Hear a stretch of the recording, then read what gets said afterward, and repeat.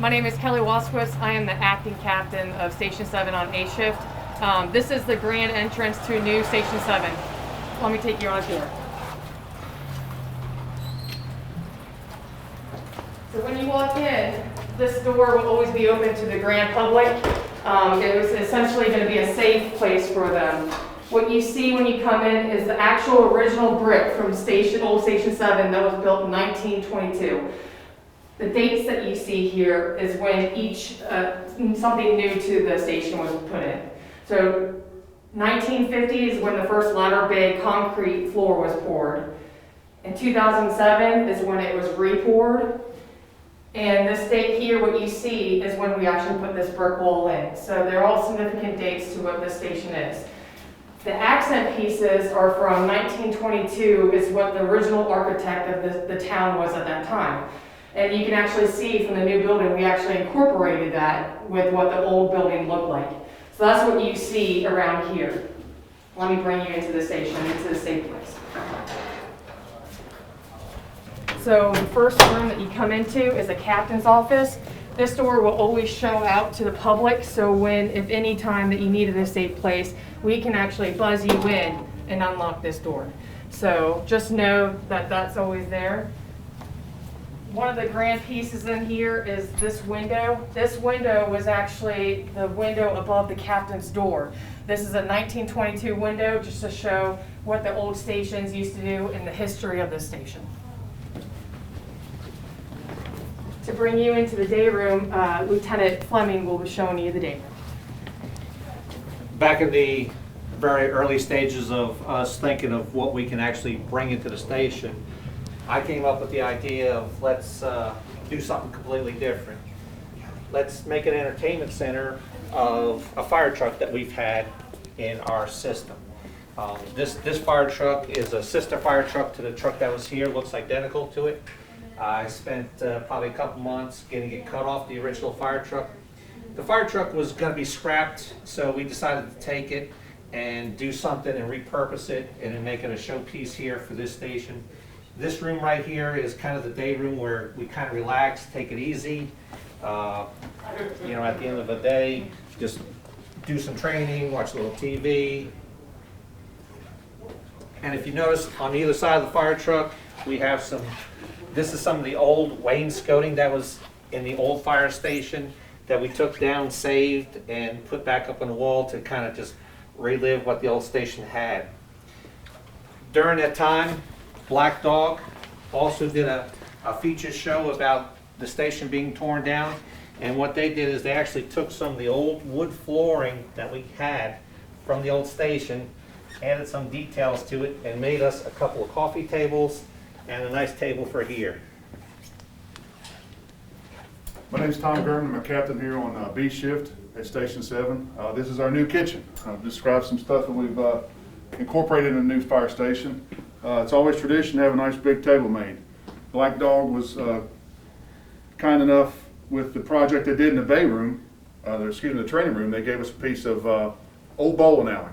We had a local gentleman that does signs and tables down the street here, design, and we had some products that we gave him and he ran with it. You can see our neighborhoods are around the edge of the table. He put in different neighborhoods that are in our first alarm territory that we run. He put in the station. Our main coin patch, we have a challenge coin that he put on the top of the table, both ends, and then our label for Station 7 that has our old number 7 patch on it. We have that patch made, and some guys wear it on our turnout gear, but it's incorporated into the table. So it's a nice big table. Again, the Chief spoke about the station is really designed for up to 30 personnel. So if an engine or anything would ever come back, we have enough space for those to accommodate those people.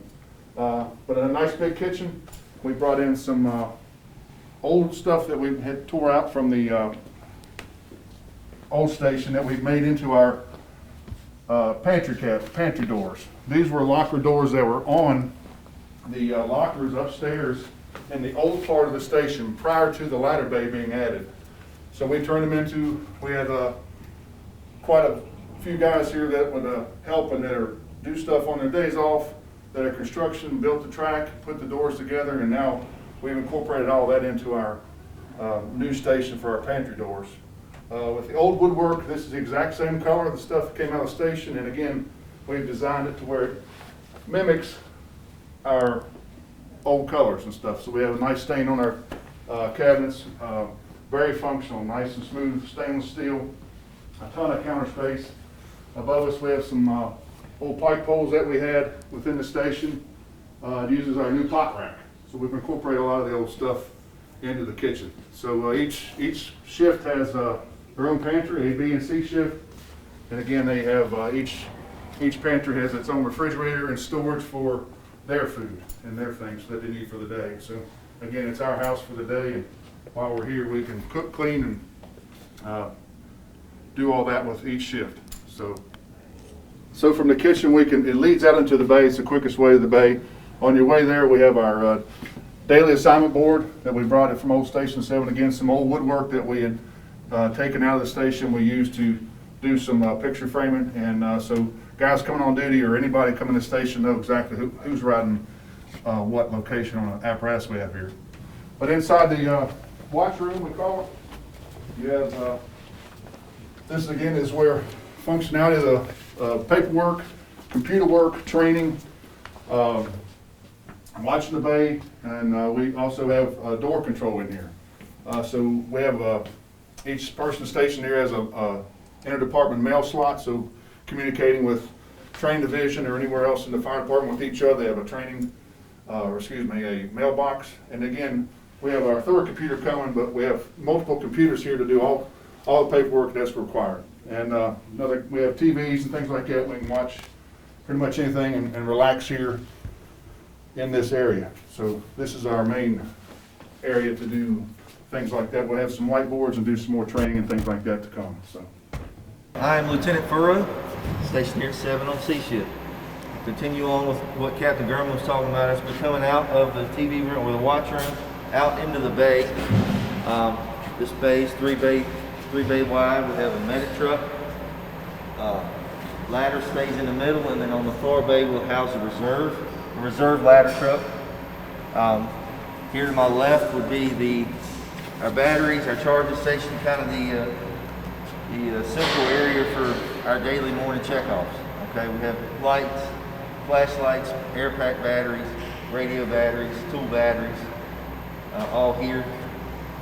So as we continue on through the bay, as you see in the ceiling, we have the Netterman system, which is our diesel exhaust evacuation system. It actually connects to the truck. So as you start the truck, the fan will cut on and work as like a vacuum and pull those diesel exhaust gases out and evacuate them through the roof. So it's part of our cancer prevention. And we continue on across the bay into our turnout gear storage room. All three shifts have turnout gear. Most of us should have 2 sets of gear. So we have to have a place to store it.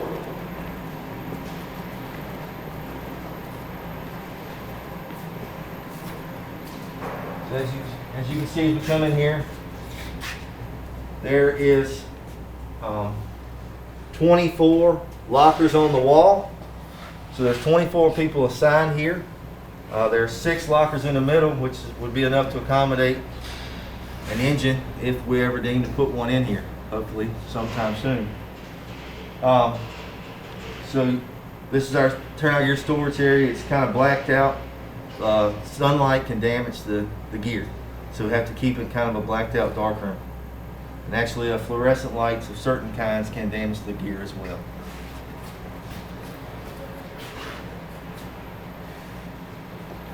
So next we'll move upstairs. Currently the turnout gear repair is housed at Station 1. All of that will get moved here, so we'll have a turnout gear repair room upstairs. What's kind of unique to a lot of departments around the area is we clean, maintain, and repair all of our gear in-house. This room is empty at the time, currently, but you will see 2 sewing machines, some other miscellaneous specialty repair equipment for the turnout gear. all of our, per the NFPA standards, our repair and maintenance gear, we have to have special equipment in order to do that. So you'll see all that housed up here, hopefully within the next couple of weeks. So, as I said before, up there with the turnout gear repair room, every station now will have a turnout gear extractor or a washing machine. Basically as we come in off a fire, most of us have 2 sets of gear. So we'll come in, strip our gear apart, put it in the washing machine and wash it. It's designed specifically for turnout gear. It'll get washed, and then unfortunately we haven't built our dryer yet, but we'll have an actual turnout gear dryer which will sit right here that will dry the gear. And it's a specialty piece as well. The thing with the turnout gear, believe it or not, you can't put a piece of turnout gear in a regular conventional dryer. It will break the moisture barrier down and cause it premature failure. So we have a special dryer that just blows room temperature air or ambient temperature air through the gear and dries it. Hey, how you doing? My name is Tyrone Harrington. I'm a lieutenant here at 7B shift, and I'm going to show you our decon. Some people call it the hot, cold room. Basically what it is when we get off a fire or EMS call and we need to take a shower just to get cleaned up so we're not contaminating the living space, we'll come in this room and we'll get cleaned up. So what we have in this room, we have individual lockers. And what you'll have your basic necessities. You have a towel, change of clothing, some underwear, some toiletries, just to get a quick shower, get all your contaminants off you before you get in the living space. So in this room, we have 2 showers down here, so we can kind of stagger, just getting the contaminants off you. And we also have a washer and dryer that you can throw your dirty clothes in. So, I mean, it's a great space to have, and it's going to keep our percentages down as far as cancer awareness. Okay, this is our fitness room. So in the last station, we didn't have a designated space for fitness. What we had was 1 rack and a few weights scattered around the bay, which we had to set up and break down every time. It was just so inconvenient. So to have a designated space for a workout that can accommodate several firefighters at the same time working out, it saves time and keeps everyone healthy, and new equipment motivates everyone to work out and stay healthy. We're blessed to have a designated space like this specifically for working out and staying healthy. I think it's a necessity, and it's great to have here at the station.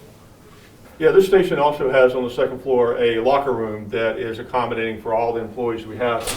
It has large lockers that they can store their clothing, the toiletries, and anything else they need for the shift. They work 24-hour shifts, so they spend 1/3 of their life here. In addition to that, on the opposite side of the lockers, there's 3 independent restrooms and showers. So it accommodates the gender diversity so that people don't get dressed in front of other people and they go in the restrooms and get dressed. And on the 2nd floor, we also have 10 independent dorm rooms. Each dorm room has 3 bunk beds, independent, so that every person has their own bed which to sleep in. And as you can see, it's got a door on it, so it's got privacy. And it really is much better than the old station, which is one big open room with the beds were literally 5 inches apart. In some cases, bundled up against. They actually had to move beds when somebody needed to get in their bed. So this gives them enough flexibility. Plus, for females, it really is a good way to accommodate that gender as it relates to having females in the fire station. And what 2-story fire station would not be without having a fire pole? In order to get downstairs from the 2nd floor, they have 3 options: stairwells on each side, or they can come out and slide the pole. And here we have a standard brass pole with the enclosure for safety, and the firefighters can go down, slide, and get on the trucks. And again, it's a good way for us to depart out and get on the trucks quicker. And up here we have another lounge area for privacy for the firefighters who need to come up here and study or just kind of relax. They have a TV up here, a love seat, and then they actually can go outside. We actually have a little outdoor area that they can go out, and we'll have some chairs eventually for that, and they can go out there and relax when the summertime hits and it's warm enough for them to go outside. Here's the captain's bunk room. Again, he's the officer, he or she is the officer of the house. And so they have their own restroom within their own bunk room and their own lockers within the building, within the room itself. Again, we have one bed for each captain in the house. So again, only one person will be sleeping here at any given time.